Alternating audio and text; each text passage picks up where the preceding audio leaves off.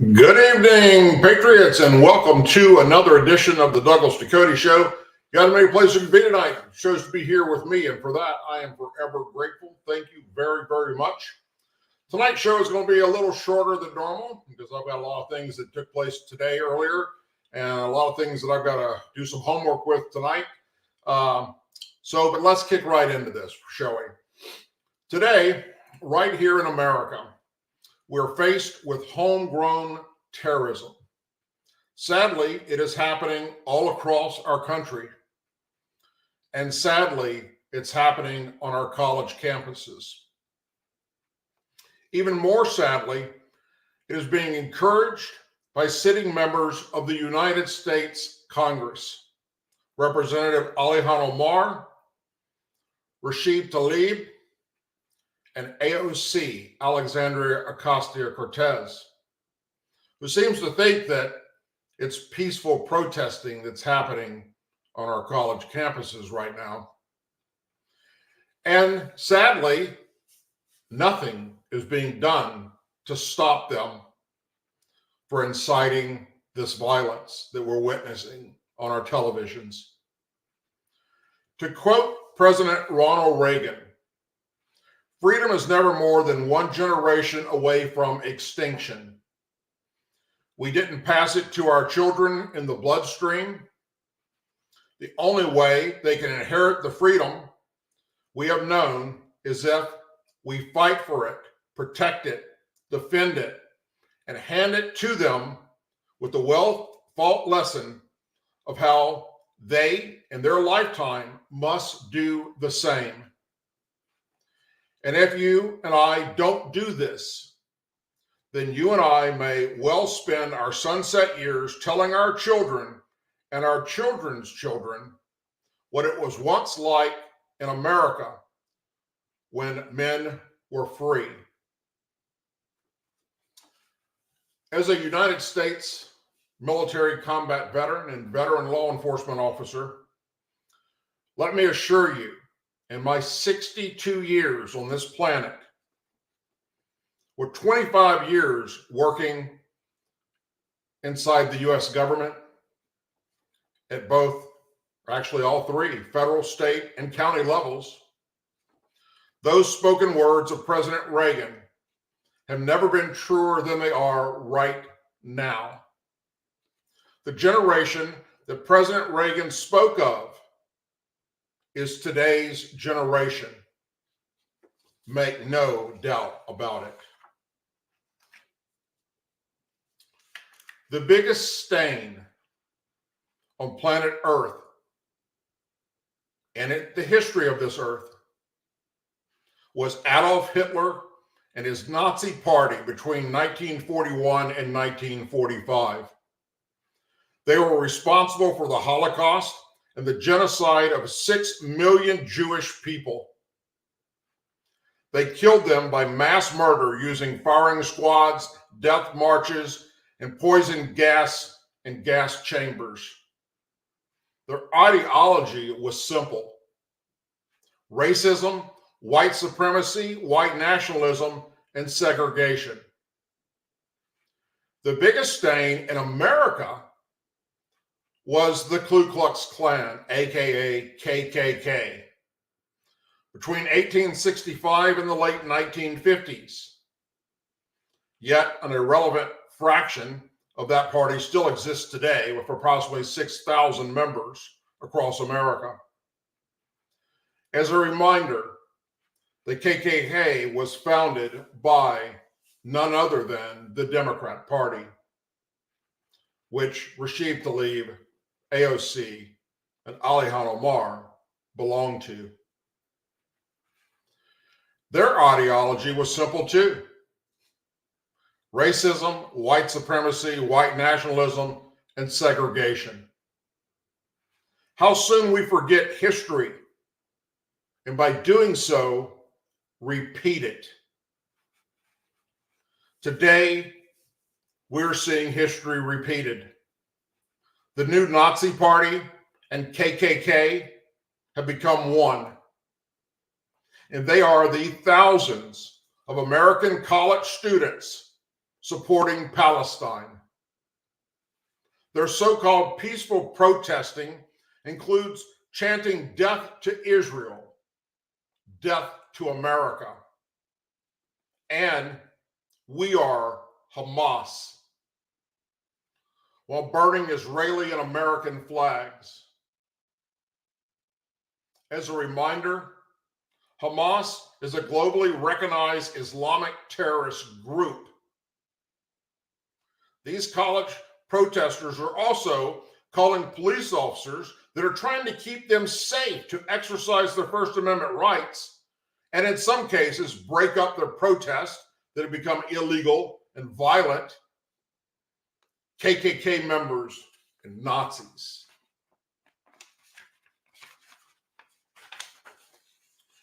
They have also attacked police officers and Jewish Americans by throwing rocks and other projectiles at them and spitting on them. And in a few cases, have already killed several Jewish Americans.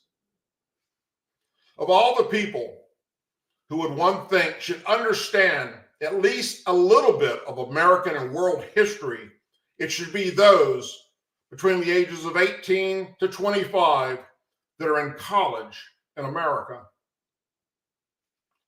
Now, who are these American college students supporting Palestine with hate-filled racism and violence? I'm here to tell you that 95% of them are white liberal American college students, which have never, ever left America and have never gone to any other country and have allowed themselves to be brainwashed by just 5% of actual Palestine students, which 99.9% have also never left America.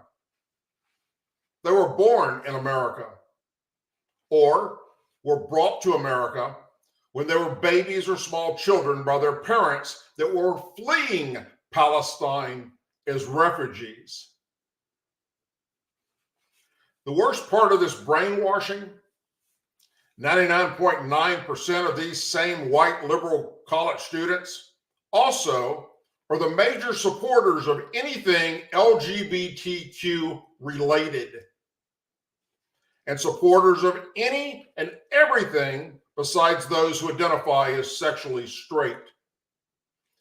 They have no clue that they are supporting a group that in real Palestine, not play American Palestine, around real Hamas members, not play Hamas, they would literally be killed if they were to go to Palestine and show their support for LGBTQ communities, gay, bisexual, lesbian, trans, and our drag queens.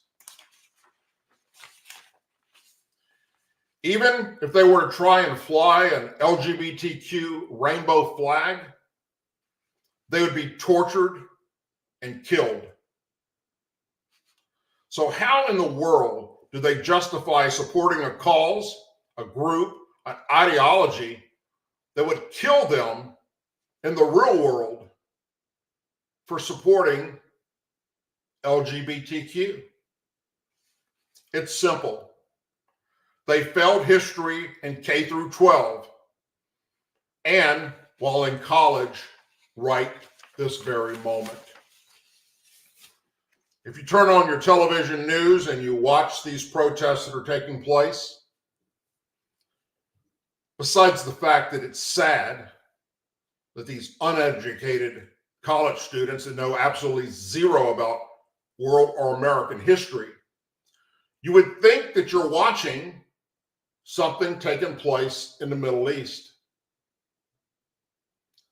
Except here in America, most of them are hiding their face behind masks because they don't want their parents to see them, or they don't want to be identified by law enforcement to be arrested and prosecuted for their crimes and their peaceful protesting.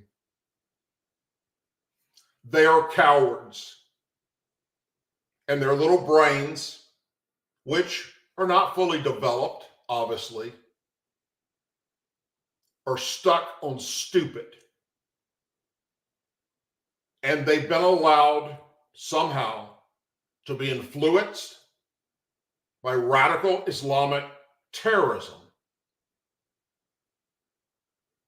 It is not thousands of Palestinian students protesting on these campuses that we're seeing on our TV.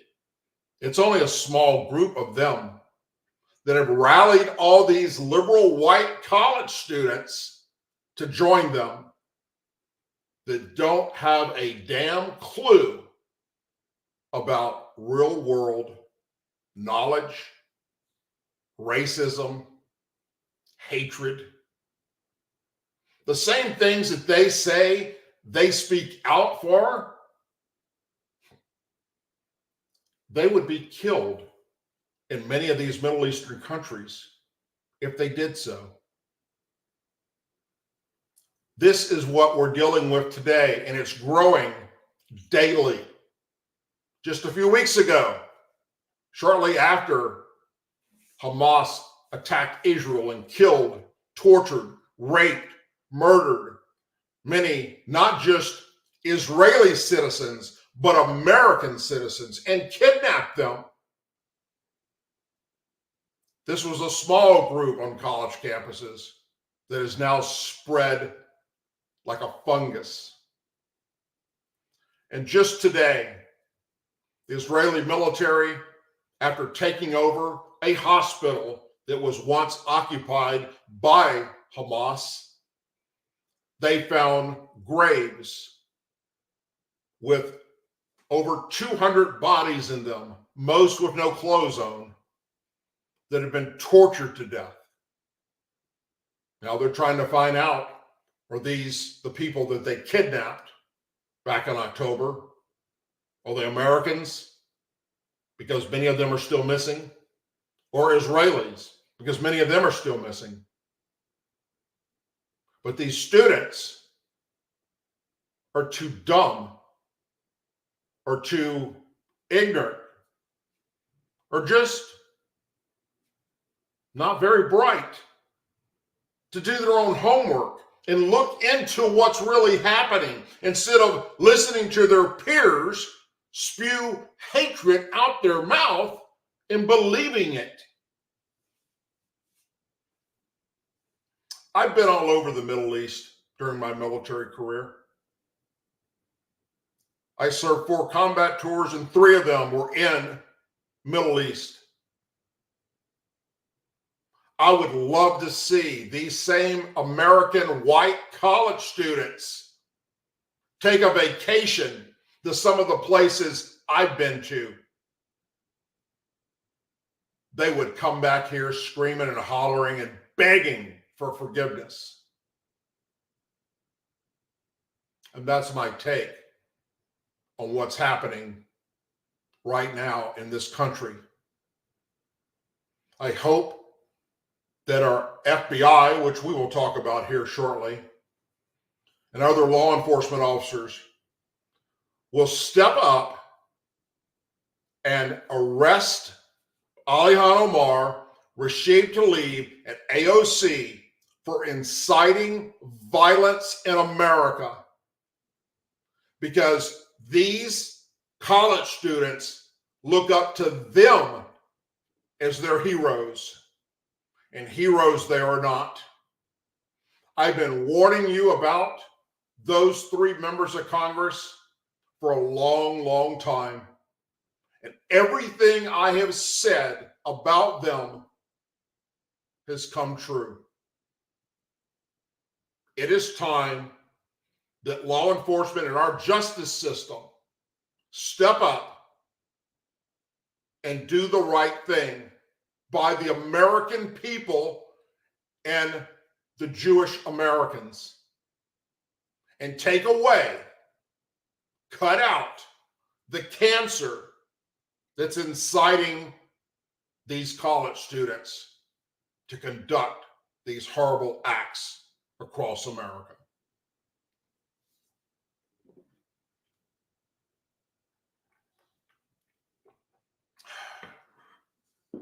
I want to talk real quick about the Donald Trump trial that's happening right now in New York, the Stormy Daniels trial. And it's a prime example of another thing that I've been talking about right here on this show for several years now, and that's our broken justice system and how there appears to be one set of rules for conservatives and Republicans and another set for Democrats and liberals. Number one, this case has already been refused by district attorneys and the Department of Justice that looked into it going back to 2016 that said there's nothing there. It was resurrected by the new elected DA of New York, Alvin Bragg, who during his campaign ran on, if you elect me, I will put Donald Trump in jail. His past campaign speeches should be enough to have killed this case dead in the water. Because Alvin Bragg can't make such a statement without an investigation first as a DA. And there was no investigation because he was not the district attorney. And the people that were district attorneys in New York and the Department of Justice failed to bring this case because they said there wasn't one. But District Attorney Bragg, on his campaign for this job, said, elect me, and I will put this man in jail. Number three, the judge reciting over it. Judge Juan Merchant. Fact. He is a registered Democrat. Fact. He has made past donations to the Democrat Party. He has made past donations to Joe Biden's campaign. He has made donations to the Democrat organizations such as Progressive Turnout Project and the Stop Republicans Grassroots campaign. If that wasn't bad enough that he should have recused himself with, let's look at his daughter, shall we? His daughter's name is Lauren Merchant. She has a digital marketing agency that not only helped her dad become a judge in his campaign, but also did the same for Vice President Democrat Kamala Harris, Democrat Adam Schiff, the Democrat National Committee, and Joe Biden himself.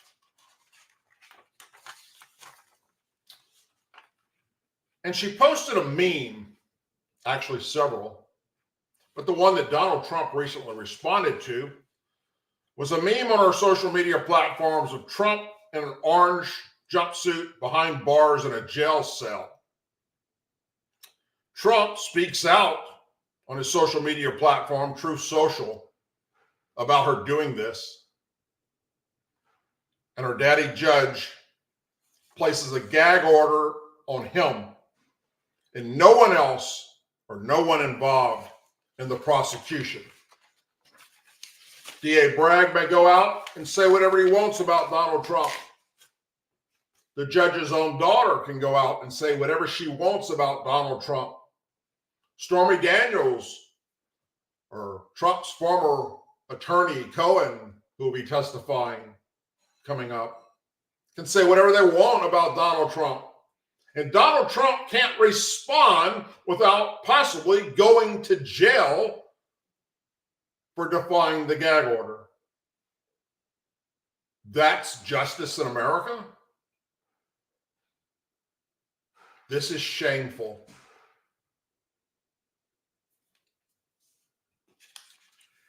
Whether it's terrorism, China, or an insecure border, the U.S. faces a litany of threats, both internally and internationally, according to the FBI. I've told you right here on this channel over the past several months, all the times that FBI Director Chris Wray is being in front of Congress warning about the threats that are coming and the threats that are happening right now. It's like what he says is falling on deaf ears. Well, FBI Director Christopher Wray has repeatedly warned of a heightened threat involvement and has pleaded with lawmakers to take each one seriously. Connecting all of these desperate threats is the FBI's ability to accurately address them. At a House Appropriate Subcommittee earlier this month, Director Wray said the FBI's fiscal year 2024 budget was around $500 million below what the budget needed to sustain its 2023 efforts. Wray said the budget shortfall could not have come at a worse time, given that the U.S., according to the FBI, is in a heightened threat environment, which I've also told you about. He said, as I look back over my career in law enforcement, I'd be hard-pressed to think of a time where so many threats to public safety and national security were so elevated all at once. But that is the case as I sit here today, Wray told House lawmakers. His comments came days before the House passed a $95 billion aid package in military aid for Ukraine and Israel, and nothing for our border, which, by the way, the newly appointed, elected by his peers, Speaker of the House, Mike Johnson, went back on his word and said, yes, I agree that Israel needs our help, Ukraine needs our help, but we will never pass this bill unless the Democrats and Joe Biden take serious our southern border and supply billions of dollars to secure it too. And yet, he sided with the Democrats and the bill went forward. And nothing went to our border.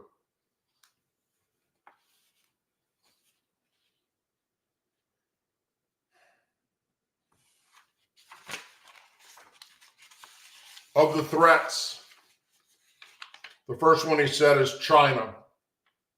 Of all the threats the U.S. faces, the FBI has signaled out that China far outweighs them all.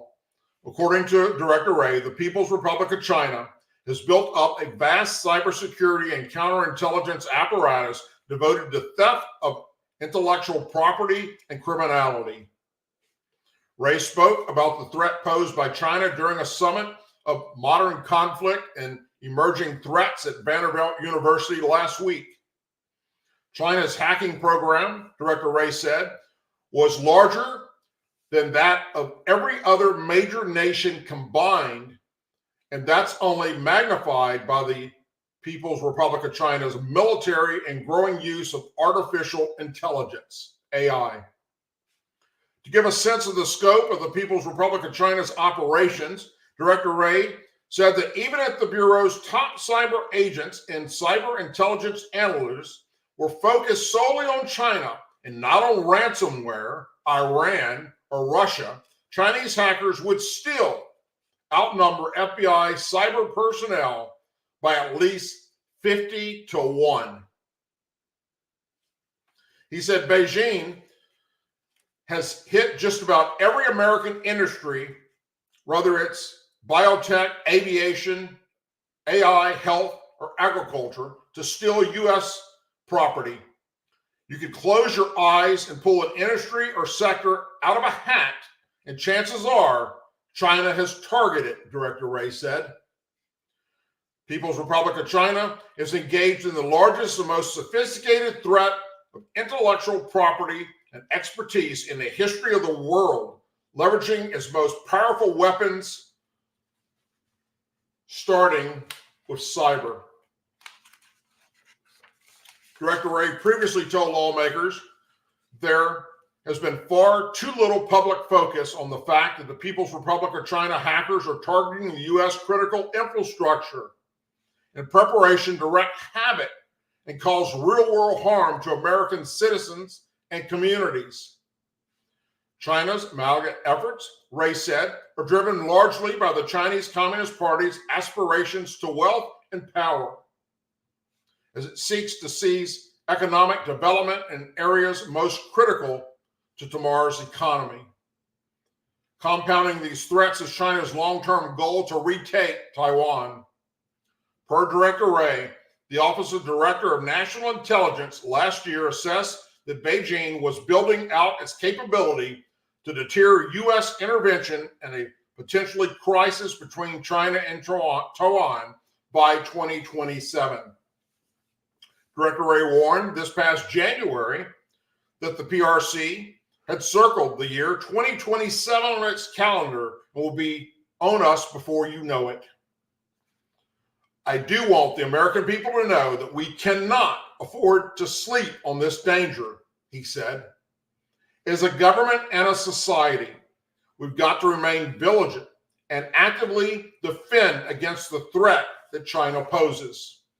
Director Wray said, otherwise, China has shown it will make us pay. At the same hearing, Director Wray, China's multi-pronged assault on our national and economic security, the defining threat of our generation, is China. On the border, he said, securing the border remains a top issue for American voters, particularly aimed at the rise of suspect of terrorism watch lists, as well as the proliferation of deadly fentanyl into communities worldwide or nationwide. Director Wray told lawmakers at House Appropriate Subcommittee on April 11th that the FBI continues to see drug cartels pushing fentanyl and other dangerous drugs into every corner of our country. He noted at Vanderbilt University last week that many of fentanyl's persecutors, chemicals that end up in our communities, are coming from China. At a Senate Judiciary Committee hearing in December, Director Wray said the Bureau had seized enough fentanyl to kill 270 million people. That's about 80% of all Americans, the director of the FBI said. We're also focused on other threats that emanate from the border and impact communities all over the country, like violent gangs and human sex trafficking of women and children. At the same hearing, Director Wray said terrorism's ability to exploit any port of entry, including our southwest border, is a source of concern.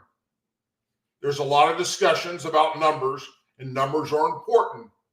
But let's not forget that it didn't take a big number of people on 9/11 to kill 3,000 people, the director said, noting that the Bureau has seen an increase in suspected terrorism attempts and terrorists to cross our southern border over the last 5 years.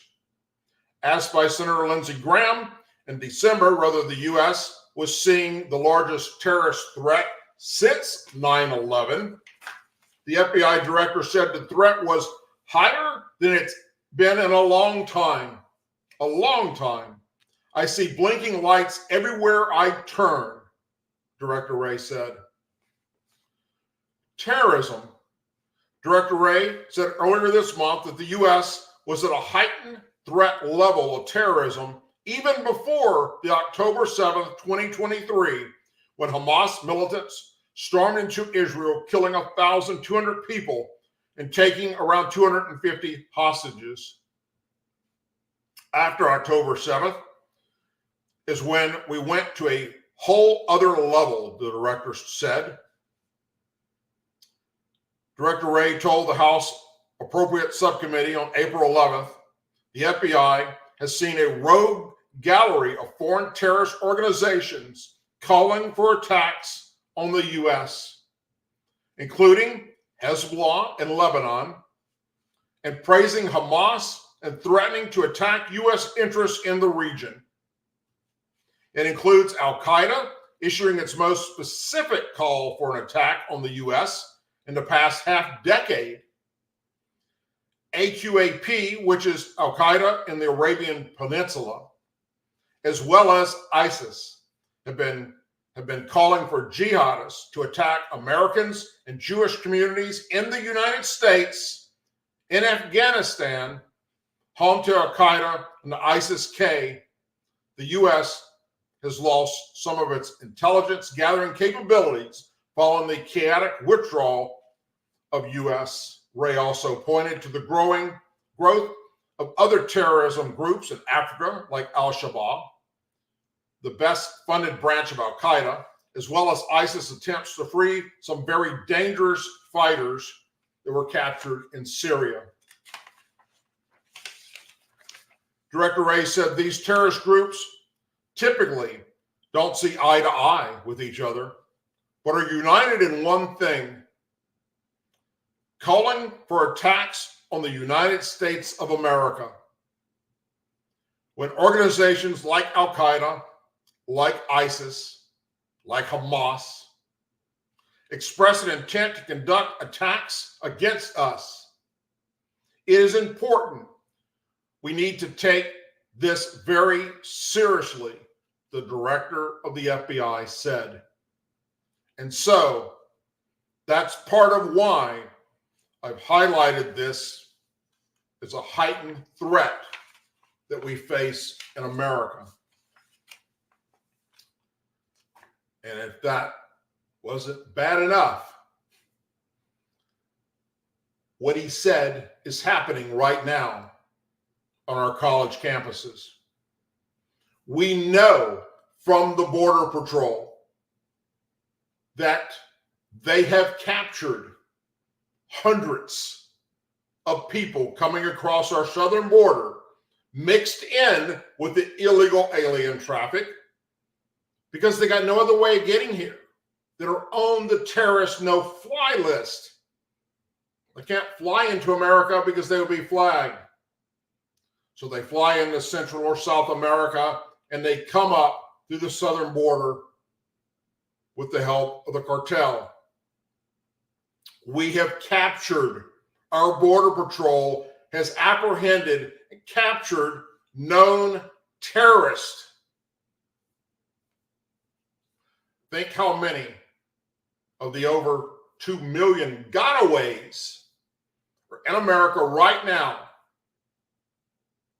very joyful for what Alihan Omar is saying, what Rashid Tlaib is saying, what AOC is saying, and what the President of the United States isn't doing, which is protecting the American people, living up to the oath of office, securing that southern border, instead lying about it by saying that Congress needs to pass extra bills to secure it.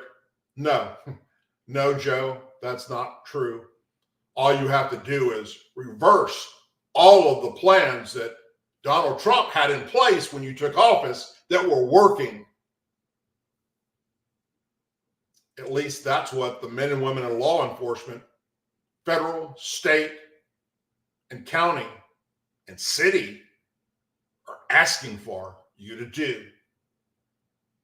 The men and women in law enforcement that understand what's happening on our southern border. But instead of that, you do nothing. Instead of stopping China and helping shut them down, you do little to nothing. And well, we know that you and your son Hunter, thanks to him leaving his laptop behind, made millions of dollars from the Chinese government. Basically, I guess They blackmailed you. I don't know. We know from your chaotic withdrawal from Afghanistan with our U.S. forces that it happened so fast that our own military did not have time to prepare for it. We know that because they've come out and said it in hearings. We know that you did not listen to what they told you needed to happen in staged events to make this withdrawal possible so that they could get all of the American citizens out instead of leaving them behind to die at the hands of the Taliban. And we could get all those that work with American forces against the Taliban out to safety and their families. And to give our American forces time to destroy all of the equipment that they were leaving behind because you didn't give them time to bring it back to America. And then you and your administration lied and said that it was all destroyed by our military. And now we know from those that were responsible for destroying it have testified in front of Congress that we didn't have time. Only a very small fraction of that equipment was destroyed. Joe Biden, you left behind in Afghanistan billions of dollars of military equipment that was working. Black Hawk helicopters, Humvees, APCs, rifles, pistols, ammunition, food and water to be used on the battlefield once again somewhere in the Middle East to kill American and coalition forces. I've said this before and I will continue to say it because it's fact. That is treason, aiding and abetting the enemy. And that's exactly what Joe Biden is guilty of. And what are we doing about it? Nothing. What are we watching happen right now on our televisions? College campuses in chaos. Jewish Americans being attacked. Local law enforcement on the colleges being attacked. Jewish Americans being killed. Hell, law enforcement officers being killed. There's a target on their back for crying out loud.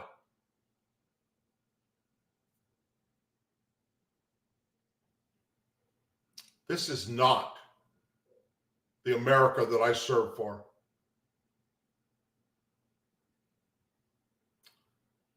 And now we have happening right here in America, wide open for the world to see, election interference. The same type of thing the American government has sent military troops in the battle to protect in other countries from happening is happening right here in America.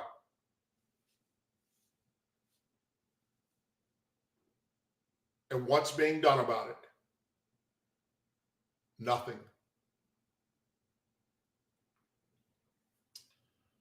My friends, you had many places you could be tonight. You chose to be here with me, and for that, I am forever grateful. You can see in the description of this show and all my videos, all my live shows where you can follow me on social media platforms. Please follow me there. I'll follow you as well. That's how we do this. That's how we spread the word. Please subscribe to the channel if you haven't already done so, whichever channel you're watching this on. We go out live on YouTube, on Rumble, on LinkedIn, on X, formerly Twitter.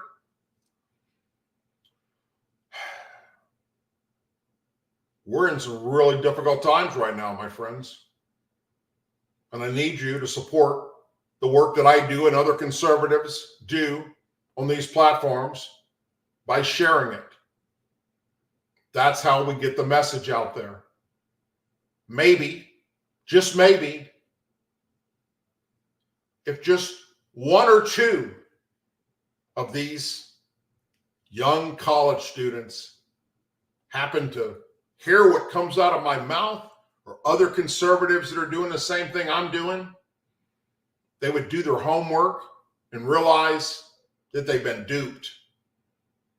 And maybe they could start spreading the new knowledge they have that's factually based and help change the direction that we're headed in. As always, please say a prayer for our men and women serving the United States military, our veterans, our law enforcement officers, our first responders, and their families. Our angel families, our blue and gold star families in our country. May God bless the United States of America. May God bless each and every one of you. I'll see you back here Thursday night at 8 p.m. Central Time for another live broadcast of the Douglas Ducote Show. Until then, have a wonderful evening. Be safe. And always watch your six. Watch your environment. Watch where you're at. Never let your guard down. And if you see something that's suspicious or out of place, please report it to your local law enforcement. Take care, everyone, and God bless.